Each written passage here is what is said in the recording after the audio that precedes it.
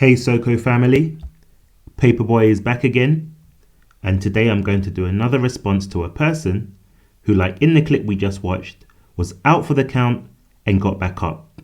But this time, there won't be any getting back up again. So I'm going to address the claims he said in his response. So let's first start off by listening to what he had to say. So I've come to realize that a lot of these people that make responses to EFDAWAH, the streams that we've done, they do 19-minute videos and they all repeat themselves for that entire 19 minutes. So in less than 1 minute, I'm going to deconstruct the 4 points that he brought up. In less than a minute, he will deconstruct the 4 points that I made. Okay, take your best shot. So in the first place, he said that I depend on argumentum ad ignorantium in my debates with people. That is, I appeal to the ignorance of others. That is not the case. Why? He mentioned Jonathan McClatchy as one example, Dr. Jonathan McClatchy. In my discussion with Dr. Jonathan McClatchy, you would understand the way that logic works is when you make a claim, you must qualify it to prove your claim. That is how deductive logic works. You make X claim, you follow it with a reason. You make Y claim, you follow it with a proof. And then that leads necessarily to a standard conclusion. That is not the case here. Why? Because when I spoke with Jonathan, he made a claim and he could not qualify it. In response to him, what I did was I cited an evidence. I cited Codex Washingtonianus, and I gave the verse in which it mentions what the statement I made was. So my claim was based on evidence. His claim was not based on evidence. Therefore, I am not appealing to his ignorance. So he says he does not appeal to ad ignorantium, and then said the following. You would understand the way that logic works is when you make a claim, you must qualify it to prove your claim.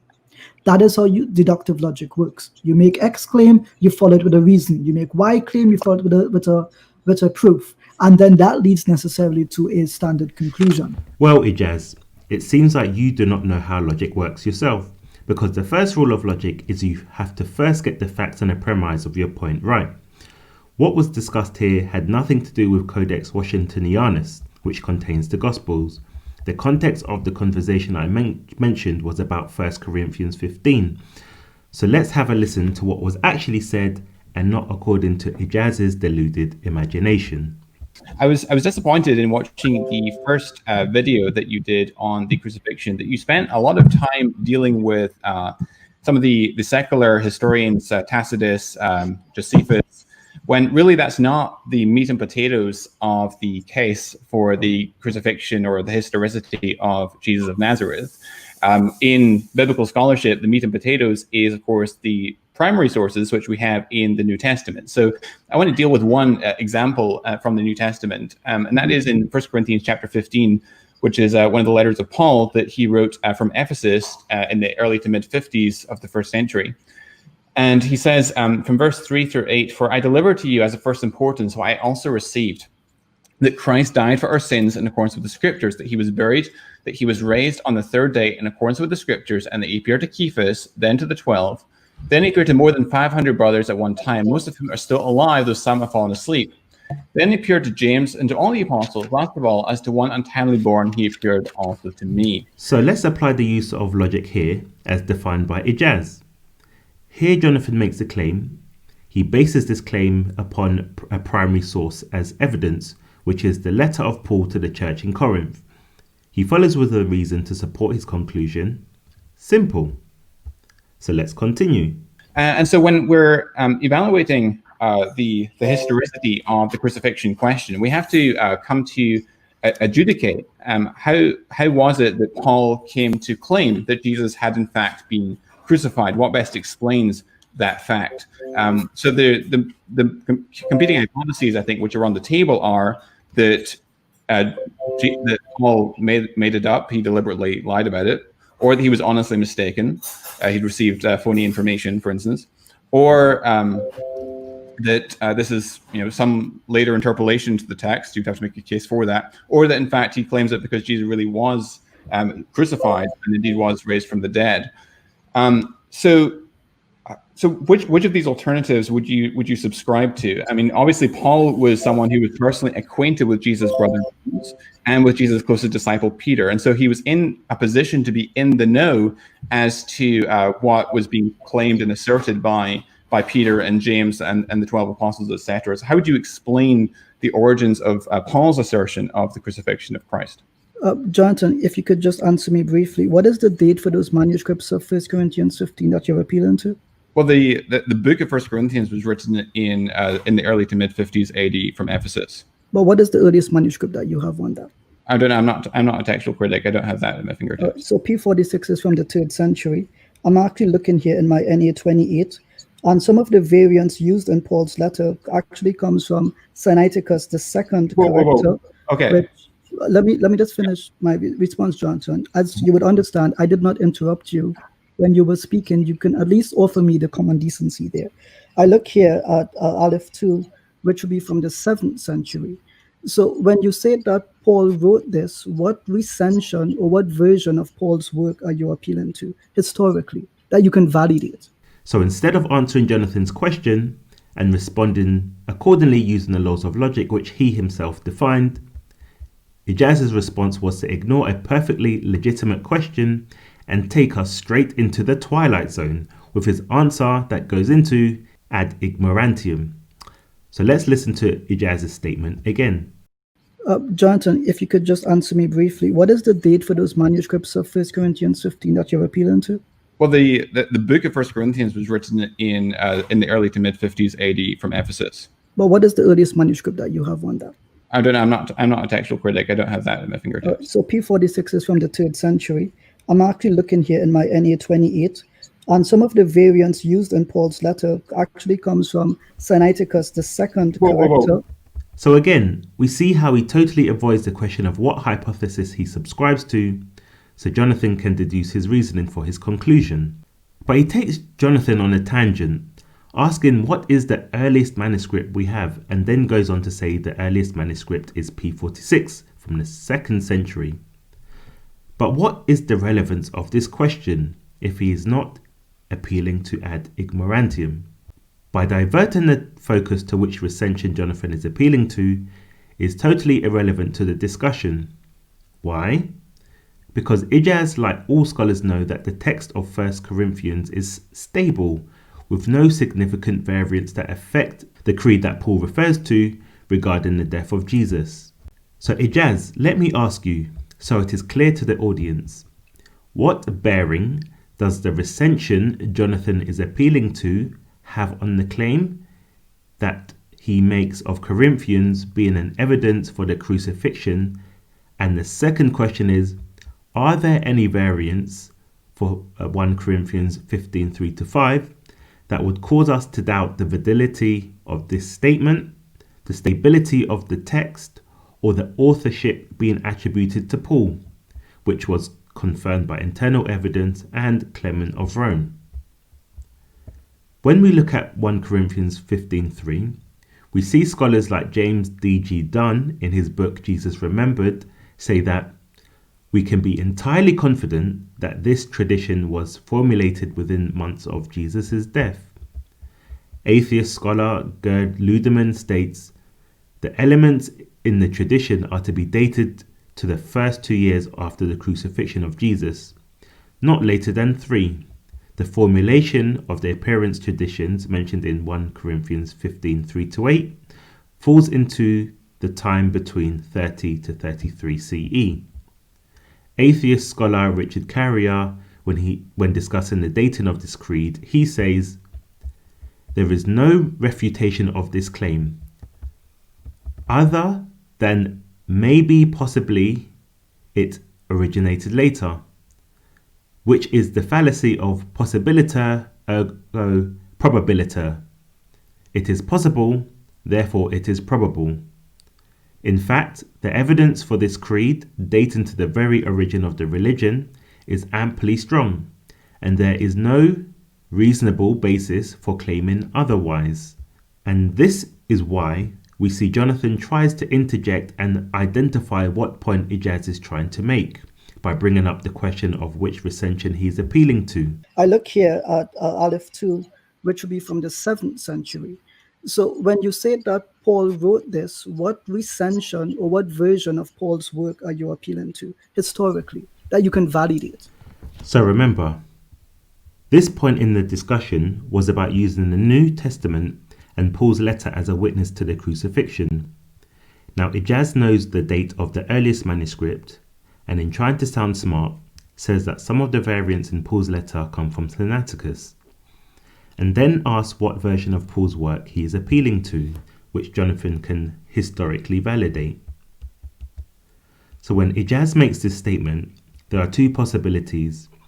If he is implying the recensions cause the statements in Corinthian to become unreliable, then Ijaz is appealing to the genetic fallacy, or he is appealing to ad ignorantium, because even though there is no manuscript for Corinthians older than P46, this itself would not be a sufficient argument to negate authorship being attributed to Paul, or its reliability using historical method. So we can even throw in possibiliter ergo probabiliter.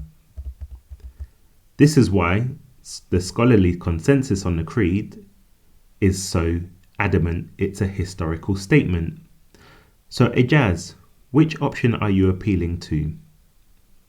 1 or 2? And then we continue, and the fallacy of Ijaz's argument becomes apparent. So you're contesting that Paul wrote this text? No, contesting what recension you're basing your argument upon. Wait. So your argument is basically that Paul did not assert the crucifixion. Am I understanding that correct? That is not my argument. I'm asking you a foundational question. You're appealing to a source, which is this document, 1 Corinthians 15. I'm asking you, what recension or form of that text are you appealing to? I'm appealing to, this is the consensus view of what 1 Corinthians says. I mean, there's no textual critic at all. I mean, there's no textual fragment of which I'm aware where this relevant section appears where that block of text is not present. And indeed, you don't even need this particular. So even if we assume, which no credible scholar would subscribe to, the proposition that this is a later interpolation into the text by a later scribe, even if we were to assume that, I mean, there's so many passages throughout Paul's letters that affirm the crucifixion that it's undeniable that Paul affirmed the crucifixion. So, and it's also undeniable that Paul was personally acquainted with Jesus' brother James and his close disciple Peter. And Paul also even represents what he's now preaching concerning the crucifixion, burial, and resurrection of Christ to be consistent with what's already been preached by those individuals. And because he says in verse 11 of that same text, whether then it was I or they, so he preached and so he believed. And so if Peter and James, who were eyewitnesses to Jesus, asserted the crucifixion, then that's very strong historiographical evidence that actually happened, right? Okay, brilliant, Jonathan. So I listened to you and you said you had to make a couple of assumptions, right? So I'm happy that you're going to appeal to the consensus of scholarship. I guess I could appeal to the Sanhedrin and their consensus on Jesus being a sorcerer, but I prefer not to do that because I prefer to ask questions. So it would seem to me that you don't have any idea about the date of the recension that you're appealing to. You don't want to acknowledge that you have no first century extant sources on this. Would you be willing to accept that on camera, that you don't have any extant first century sources of 1 Corinthians 15? He states there is no first century source for Jonathan to validate his claim. And I highlighted this tactic of making you go down a particular path in the last response with the following clip. You want the kind of course of the conversation to go in a very particular path, so that James, when you ask me a question and I give you an answer, you're like, oh no, answer it in this way if you don't mind. James. So Ijaz moves towards a nice soundbite which has already been discussed. What point Ijaz is making, I have no clue. So let's continue. So you're, that's absolutely correct. There are no first century sources of any New Testament. There's no first century manuscript copies of any New Testament document. So that's not contested. So how do you know then that this chapter goes back to the first century? Help educate me. So here we come full circle to the point I originally said. And Ijaz asked the question, how do we know this goes back to Paul? Ignoring all historical method which scholars use, such as the timeline of Paul's conversion and Clement of Rome's attestation to build his argument. So let's see how Jonathan responds.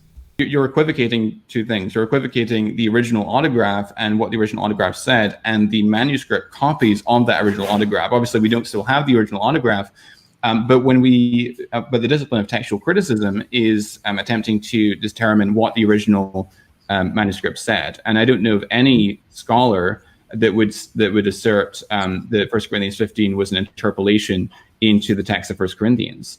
Even on the assumption or the hypothesis that you're correct on this, which I don't think any textual critic would back you up on it. But even if you're correct, I mean, you surely wouldn't deny that all of the references in Paul to the crucifixion are later textual interpolations, would you? So, Jonathan, what I'm doing is simple, right? So we've asked you to bring like primary evidence. You've come on, you've put the secular historians aside. You've said 1 Corinthians 15. So I'm sticking to 1 Corinthians 15. We can look at other passages, and that's reasonable. But here is the question. When you say to me, with certainty, Paul wrote this in these words, I'm sure that you have an evidence for this, right? So if you tell me, well, textual critics say that, okay, how do textual critics arrive at that conclusion? And what is their level of certainty that Paul, in his own hand or an amanuensis, wrote it on his behalf? Like, what is the method that they're using? Because it would be easy for me to say textual critics agree that there is more than one hand to Paul's letters, which is the consensus. So perhaps it is, I could be wrong. Maybe you can inform me just a little bit about the method that the scholars have used to arrive at this 50s dating that you've given us. So we see Ijaz appeal to ignorance and using conjecture to validate his position. And this is the exact same play he made with Stephen in his debate, which caused him to ask Ijaz the following question. You want a 100% certainty that Jesus died by crucifixion? Repeat that question again. You want a 100% certainty that Jesus died by crucifixion?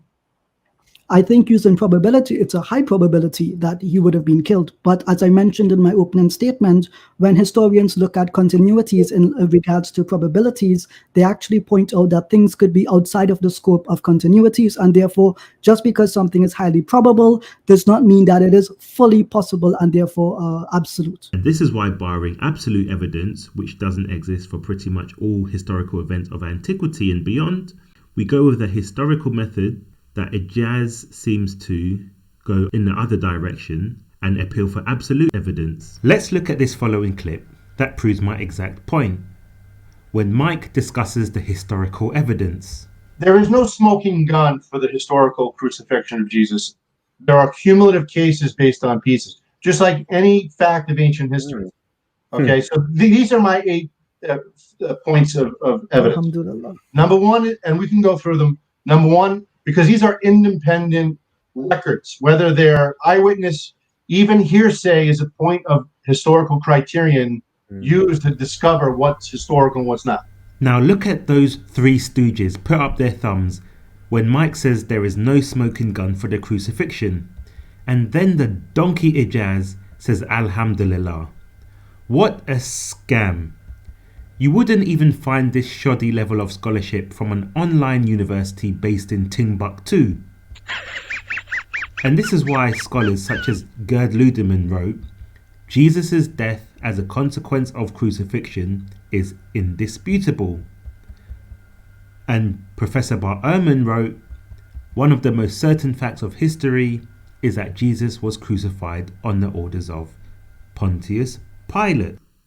And then he has the cheek to say, I don't understand how logic works.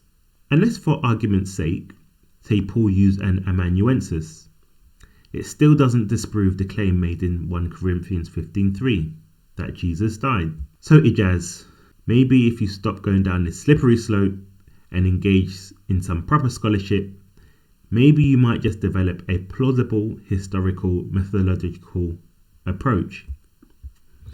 So yes, Ijaz, you appeal to ad ignorantium. And after everything I've highlighted, this is the same Ijaz that said, that is how deductive logic works. You make X claim, you follow it with a reason. You make Y claim, you follow it with a proof. And then that leads necessarily to a standard conclusion. That is not the case here. Why? Because when I spoke with Jonathan, he made a claim and he could not qualify it.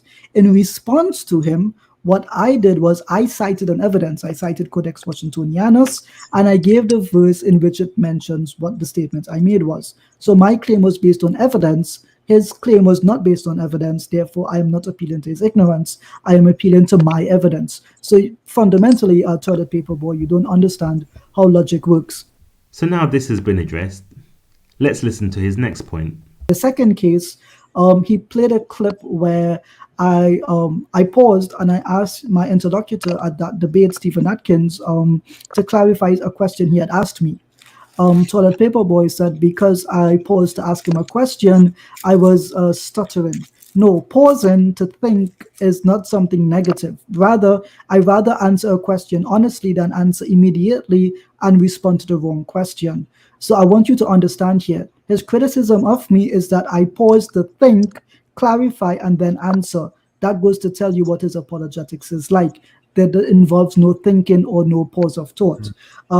If the debate is won or lost on a person pausing to speak, then I think I won that debate because you only showed one clip of me pausing. How many times did the other guy pause? Let us get this straight.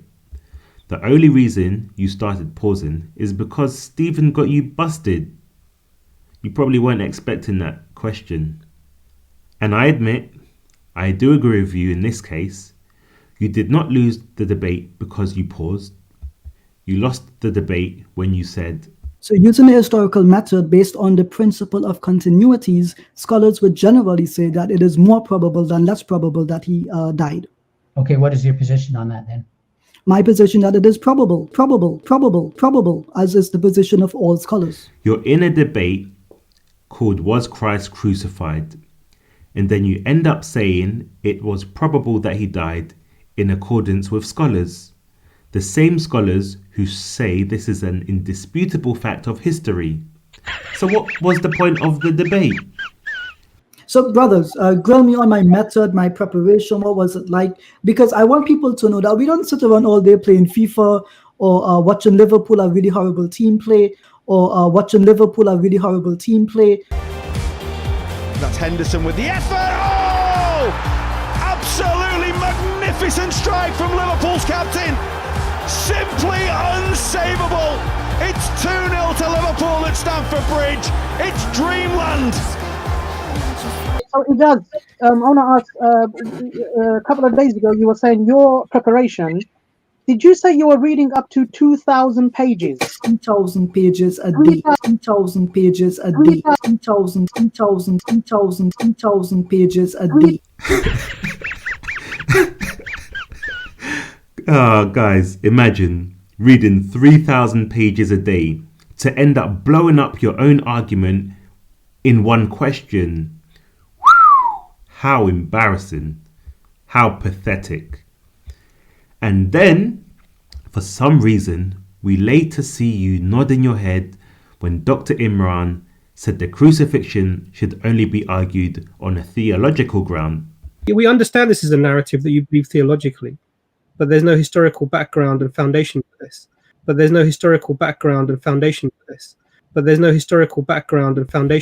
So why didn't you cut him off and correct him and say, "What are you talking about, you buffoon? Didn't you hear me confirm last night the crucifixion probably did happen in my debate?" So it seems that when Dr. Imran speaks, the Dawah team should just mute his mic. I just hope his practice in the medical field is not as shoddy as his logical reasoning. Oh, and whilst we're on this point of historicity, let's listen to how an audience member gets Ijaz busted even more with his question about the historical claims of the Quran. Correct me if I'm wrong, but you said that as a Muslim you deny that Jesus died on the cross, but you acknowledge that the historical analysis raised the probability was high that he did die on the cross. So my question would be, what is the historical analysis probability on the events as narrated in the Quran of Jesus' crucifixion? Okay, thank you for your question, Stephen. So what I actually said was that the principle of continuity, that scholars look for repeating events or acts throughout history that allow them to build upon generalizations. In this case, when it comes to the death of Christ, it's nothing special, particularly because he was just one among many other Jews who were crucified allegedly at that point in time. If I understand your question correctly, historians generally base their claim on the earlier source as opposed to the later one. And so secularly, the New Testament would come previous to the Quran, and in that case, they would always give precedence to the New Testament. And in this case, because of the New Testament, the probability would be greater for the crucifixion than less. That is not to say that theologians cannot take into consideration that God can reveal a message at any time and that he can confirm that someone did not die. So there we have it, as confirmed by Mr. Ijaz. The Bible is more historically reliable than the Quran. So I hope when they do their review of the Quran, Christians bring up these pertinent points. In point 3, he says the following. In the third case, he said, look how Ijaz does history. He goes to the Calling Christians Facebook page and he shows a picture very craftily of me quoting a reverend. And he says, look, Ijaz does history by quoting a reverend. Well, see, I would be wrong, but when was that post made? 6 years ago. That was made in 2014. We were in 2020. I was not as educated as I was back then. But I realized when I went to the post, who was this reverend I was quoting? He studied the history of religion at the Yale University. So I wasn't quoting some guy who is a reverend who got his degree off of the internet, right? He studied at an educational institution, one of the topmost institutions in the world, and he's writing from a theological perspective, and it is quite valid to cite him. Alhamdulillah. Ijaz, you wrote this article 6 years ago, so that means your knowledge has increased, and your methodology has improved. So with your newfound knowledge and using your historical methodological approach, is Mecca a historical city, yes or no? And by this, I mean using the same criteria and approach you applied to the Bible, such as confirming the attestation using the earliest manuscripts, accuracy of information, being able to demonstrate historical continuity within ancient texts. And this is what the audience would like to know. So I would like an answer for this. I said the scholarship in your article was shoddy because I thought you might mention the lack of archaeological evidence to support this claim, or mention, for example, why Mecca is not even listed in the top 10 oldest cities in Arabia based on archaeological findings.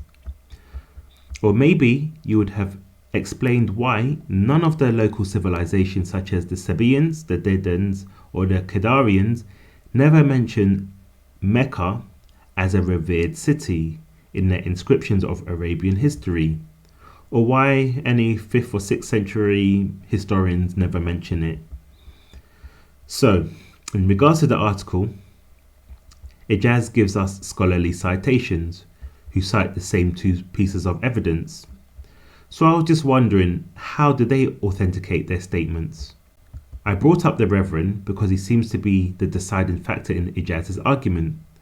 So if we skip to the conclusion, we read the following, where it says, from all the evidences which I have presented from objective and academic sources, it can clearly be seen that it is a fact that the Kaaba existed before the advent of Islam and Muhammad. Sealing my arguments, I refer you to Reverend Charles Augustus Goodrich, a Christian historian who admitted that the Kaaba existed and was built by the patriarchs. In his own words, he says, Kaaba, its high antiquity cannot be disputed, and the most probable account is that it was built and used for religious purposes by some of the earlier patriarchs. So once again, for the edification of our audience, with regard to your new historical approach, Ijaz, are you claiming that Mecca is still a historical city? Is this a fact? And can you confirm why? So now let's go back to Ijaz's final point. At the end of the day, if you're going to make 19-minute refutations, then you need to, one, understand how logic works in the first place. You need to understand how citations work. You need to understand how evidence is used in argumentation. Okay, the point seems to have slipped his mind. How unfortunate. Maybe Ijaz, you should write your points down next time. And when you do respond, how about you address the fact that you said the crucifixion probably happened based on your historical methodological evidence? Once you confirm that, there was not much for me to address from your debate in my original response. I mean, at least you could have appealed to the swoon theory, you know. It would have saved you the embarrassment of refuting your own position. So I'll ask again, can you confirm, based on the historical evidence, did the crucifixion happen, yes or no? And on that note, Paperboy signing out. So using the historical method based on the principle of continuities, scholars would generally say that it is more probable than less probable that he died. Okay, what is your position on that then? My position that it is probable. What an idiot!